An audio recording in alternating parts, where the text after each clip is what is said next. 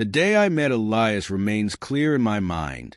I had just finished setting up my bakery, and life hadn't exactly gone as I had imagined. I had dreamed of a lively home, filled with children's laughter and the chaos of family dinners. But life had other plans. After years of heartbreak and Aaron's sudden departure, when my infertility became too much for him to bear, I decided to channel my energy into creating something new, a place where people could gather, even if it wasn't under my own roof. That's when I found Elias. He was only 8 years old, clutching a sketchbook, so tightly it seemed it might fall apart in his small hands. His dark, expressive eyes nervously darted around the orphanage as I walked in, trying to keep my emotions in check. I had filled out all the forms, passed every interview, and convinced myself I was ready. But nothing had prepared me for the moment I saw him. A shy boy whose only shield against the world seemed to be the art he carried with him. "Hello, Elias," I said gently, kneeling to his level. "I'm Clara. Would you like to come with me?" He hesitated, glancing up at the orphanage director, who nodded with encouragement. Slowly, Elias handed me the sketchbook, as if testing me. Flipping through its pages, I saw charcoal sketches of the sea, the town square, and a pair of hands, his childlike view of the world's details. It took all my strength not to cry. Instead, I smiled and said, "These are beautiful. I think we'll get along just fine." From that day on, we built a life together. Mornings began with me kneading dough, while Elias sketched at the counter, his small feet swinging off the tall stool. Afternoons were spent wandering around the town, Elias pointing out the perfect spots for his landscapes, while I watched him blossom. We weren't just a family, we were a team. As the years went by, Elias flourished. By the time he turned 21, he had become an accomplished painter, capturing the soul of our town in a way that left people speechless. Tourists bought his art as souvenirs. The sea, sunsets, and the charming alleyways they had fallen in love with. I couldn't have been prouder, though my pride was mixed with a deep sense of protectiveness. Elias wasn't just my son. He was the center of my world. But there was something he didn't know. I had always told Elias that his birth mother had left him at the orphanage because she couldn't care for him.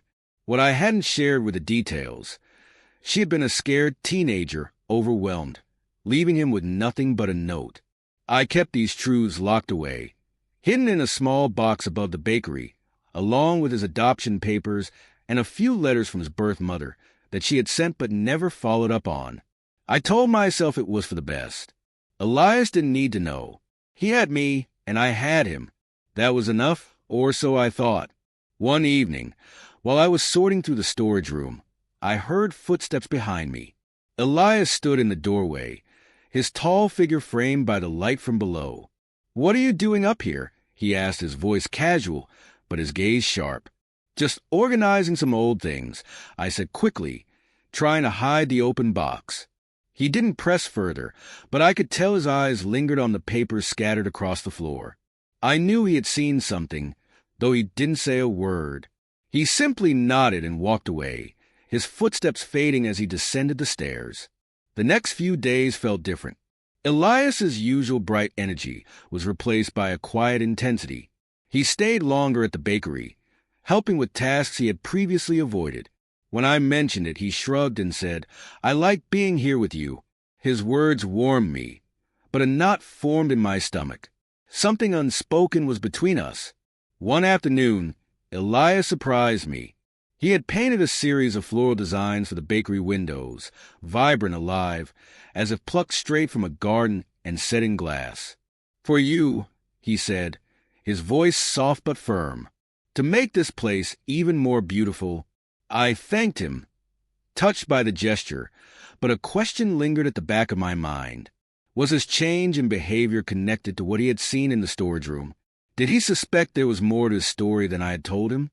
I pushed the thought away, convincing myself it was just my imagination. But for the first time since we had become a family, the weight of my secrets threatened to surface. It started subtly. Elias began asking about the past, things he had never questioned before. One afternoon, While helping me clean, he asked, "Did you always want to live here, or was there something that made you stay?" I hesitated, caught off guard. "I guess I've always felt connected to this town," I said. "Where I grew up, where my family lives. It just felt right." Elias nodded thoughtfully, his eyes lingering on me as if he were waiting for more. I quickly changed the subject, asking about his latest painting. He answered eagerly, but his earlier question stayed with me long after our conversation ended. That evening, as we sat on the terrace overlooking the sea, Elias brought it up again. "You never talk about your family," he said. "Why is that?" The truth was complicated. My parents had passed away years ago, and my siblings were scattered, with relationships strained by time and distance. But I knew that wasn't what Elias was really asking. "I guess I've always focused on the family I chose," I replied carefully. "On you." His expression softened, but I could see the wheels turning in his mind. "I've been thinking about family too," he said. "About where I came from." My heart skipped a beat. "What do you mean?" Elias shrugged, trying to sound casual. "I've been wondering about my birth parents. Not because I don't appreciate everything you've done for me," he added quickly, "but because it feels like a part of me I don't know." I forced a smile, my chest tightening. "That's natural," I said. "Everyone wonders about their roots." "Do you know anything about them?" he asked, his voice light, but his eyes serious. I looked away, pretending to focus on the waves. "Not much," I lied. "Just what the orphanage told me." Elias didn't press further, but the silence between us felt heavy, charged with everything left unsaid. The next morning, Elias surprised me with another gift. This time, it was a painting of the bakery. He had captured its cheerful exterior perfectly, with sunlight streaming through the windows, as if the building itself were alive. "I wanted to show it the way I see it," he said softly. I stared at the painting, my throat tightening. "It's beautiful," I said, my voice thick with emotion. "Thank you." But as the days passed, I began to notice a shift in his work. His landscapes grew darker and more abstract. The vibrant blues and golds of the sea and sky were replaced by muted tones and jagged shapes. One evening, I found him in the studio, staring at a half-finished painting of a woman. Her face was shadowed, her expression unreadable. "Who is she?" I asked, trying to sound casual. Elias hesitated, his brush hovering over the canvas. "I'm not sure," he said finally. "She just came to me." His words sent a chill through me. Was he piecing together fragments of the truth? Or was this simply a reflection of his inner turmoil? One evening, as I closed the bakery for the night, I found Elias waiting for me outside. "Can we talk?" he asked, his tone serious. We walked to the terrace, the moonlight casting soft streaks over the sea. Elias seemed nervous, his hands stuffed into his pockets. Finally, he turned to me. "I think you're hiding something," he said quietly. My breath caught. "It's okay," he added quickly. "I'm not angry. I just want to understand. If there's something you've kept from me, I can handle it. But I need to know the truth." I looked at him, his face illuminated by the soft glow of the moon. He deserved to know, but how could I tell him without breaking the bond we had built? "Elias," I began, my voice trembling, "there's something I haven't told you about your past." His expression remained calm, but the weight of the moment pressed down on me like a storm I could no longer avoid. In the days that followed, the bakery became a quiet sanctuary for us, a place where the weight of unspoken truths seemed lighter under the hum of activity. The familiar scent of baking bread and the warmth of the ovens gave a comforting rhythm to our days. Yet beneath it all, an undeniable tension lingered. Elias had changed. He stayed longer at the bakery, his movements more deliberate. His gaze often seemed distant, as if he were searching for answers only he could find. He began asking subtle questions about the past. They weren't direct, but they carried a weight that pressed against my carefully guarded secret. I could see it in the way he watched me, waiting for something. Perhaps an opening, a sign, or just the courage to ask the questions he truly wanted answered. Each time I deflected, shifting the conversation back to his art or the bakery, but the unspoken words hung between us like an invisible thread, taut and fraying with time. One evening, as the sea breeze drifted through the terrace, I finally told him the truth. There was no dramatic moment, no heated confrontation. It was simply time. The truth spilled out in halting, careful words about his origins, his young mother, and the choices she had been forced to make. I shared how I had found him, a quiet boy clutching a worn sketchbook, and how I had chosen to make him my family. Elias listened without interrupting, his expression calm but unreadable. When I finished, there was no anger, no bitterness, only a quiet understanding. Yet something in his gaze had shifted, a depth and intensity that unsettled me in a way I couldn't fully understand. In the days that followed, his attentiveness grew. He stayed late at the bakery, cleaning up after customers and experimenting with new designs for the window displays. He painted more, his work becoming richer, more emotional. One morning, I found a delicate watercolor of a rose on the counter, accompanied by a freshly brewed cup of tea. The gesture warmed me, but there was something about his precision and thoughtfulness that left me feeling unnerved. The bakery became a stage for this new dynamic, a place where words were sparse but action spoke volumes. Elias's presence filled the space, his quiet energy grounding me, even as it unsettled me. One evening, he presented me with a portrait he had painted. It was of me, rendered in vivid detail, every line and shadow captured with care. It wasn't just a likeness. It was an expression of something deeper, something I wasn't ready to face. The portrait unsettled me, not because of its beauty, but because of what it seemed to say. It was as if Elias had looked past every shield I had built and captured the very essence of who I was. When he handed it to me, his gaze carried the same weight, an intensity of feeling that made my chest tighten. As the days passed, his gestures became increasingly personal. He brought me small gifts, painted intricate designs for the bakery, and lingered during quiet moments. His presence was warm and grounding, yet charged with something unspoken. His paintings shifted as well. The once bright landscapes of the town gave way to darker, more intimate pieces. Each one felt like a fragment of a story he was trying to tell, one he wasn't ready to put into words.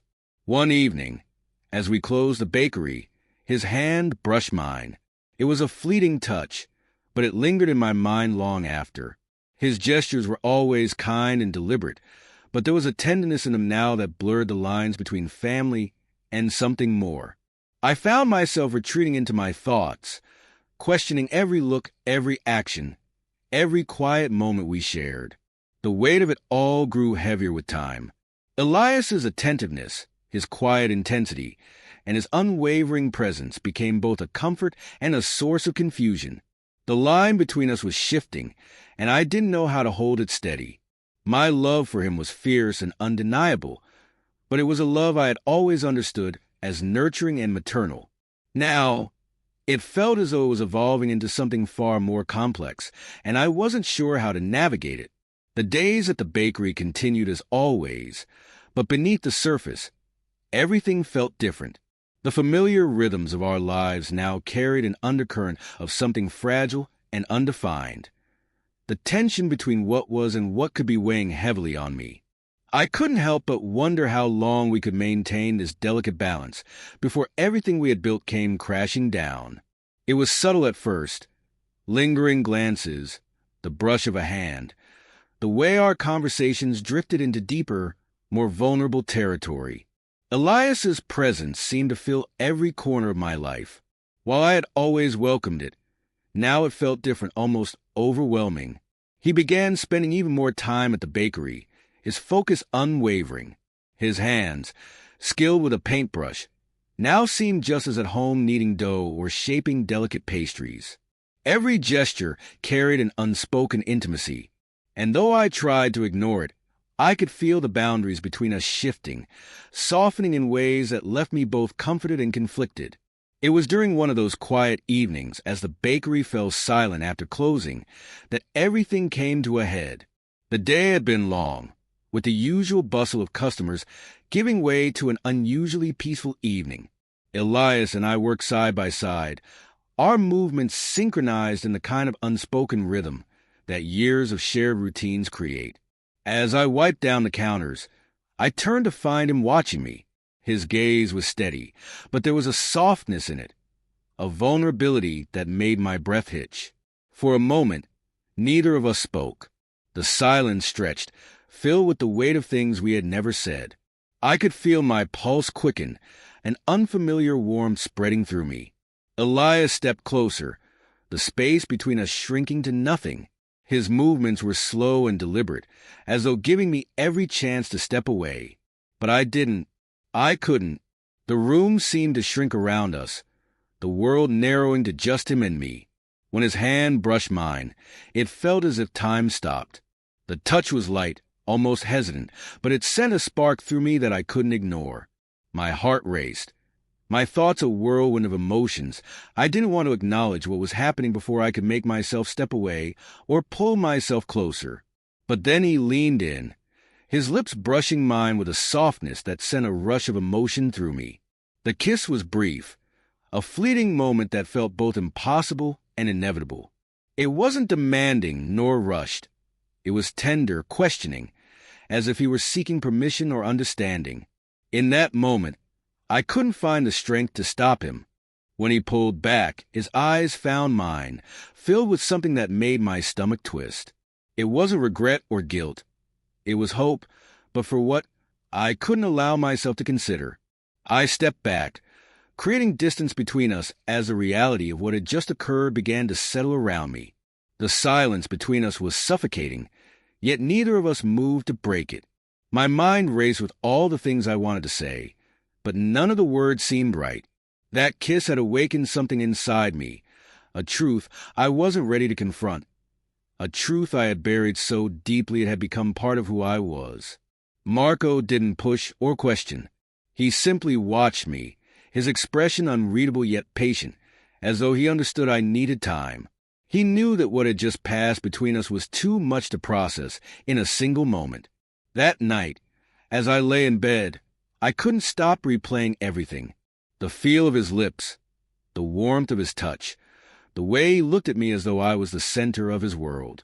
It was exhilarating and terrifying, a mix of emotions I'd never expected to feel, especially not for him.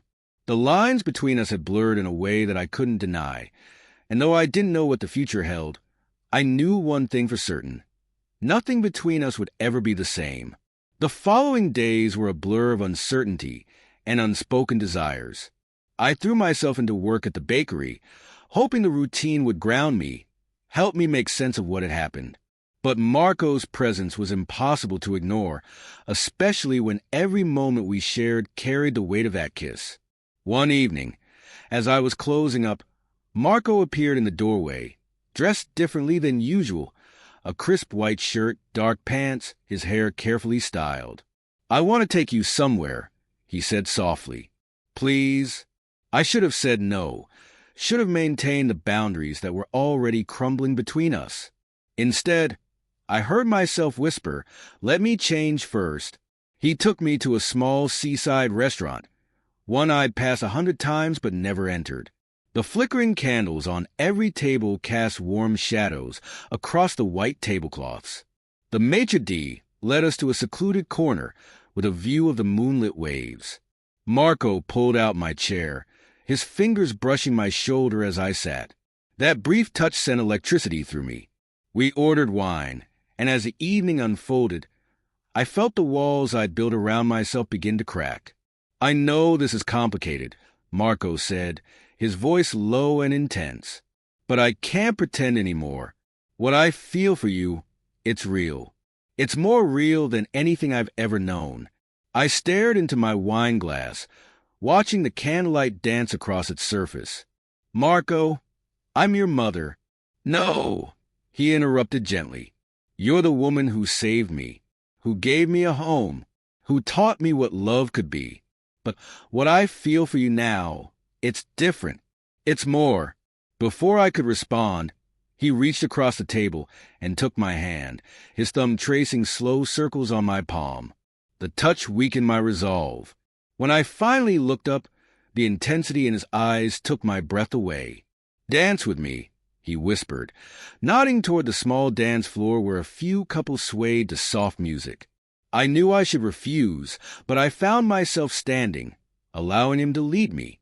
His hand settled on my waist, drawing me close. The scent of him, paint, sea air, and something uniquely Marco, surrounded me. We moved slowly, our bodies finding a natural rhythm. "Look at me," he murmured, and I did. In the candlelight, his features were softer, yet more defined. His free hand came up to touch my cheek, and I leaned into the warmth of his touch. Before I could stop myself, his lips met mine. This time, it wasn't gentle or questioning like before. It was passionate, certain, filled with years of unspoken longing. I kissed him back with equal fervor, my fingers tangling in his hair, my body pressing closer. The world around us faded. The other diners, the music, the crash of the waves, until there was only us. When we finally pulled apart, breathless, I saw the same mix of desire and uncertainty in his eyes that I felt in my heart. We had crossed a line that could never be uncrossed, opened a door that could never be closed. "What are we doing?" I whispered, my forehead resting against his. "Following our hearts," he answered simply. "For once, just letting ourselves feel what we feel." The rest of the evening passed in a haze of stolen touches and heated glances.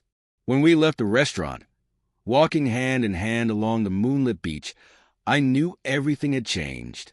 The relationship we had built over the years, with all its shared memories and quiet moments, had transformed into something else. Something beautiful and dangerous, tender and fierce. When we reached the bakery, Marco pulled me close again. "I love you," he whispered against my lips. Not as a son loves a mother, but as a man loves a woman who holds his entire world in her hands. I should have stopped him. I should have remembered who we were supposed to be to each other. But instead, I surrendered to the truth we had both been fighting for. "I love you too," I whispered back, sealing the words with another kiss. A kiss that tasted of wine and destiny, of desires finally fulfilled.